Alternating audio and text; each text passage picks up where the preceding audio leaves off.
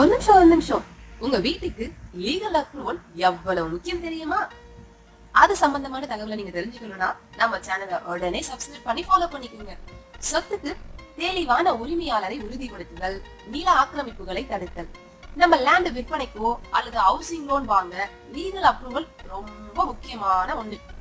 Legal அப்ரூவலுக்கு தேவையான document: பட்டா, சிட்டா, easy, வில்லங்க சான்றிதழ், கட்டிடத்திற்கான CMDA ஆர் DDCP அப்ரூவல், லேண்டோட CMDA ஆர் DDCP அப்ரூவல்.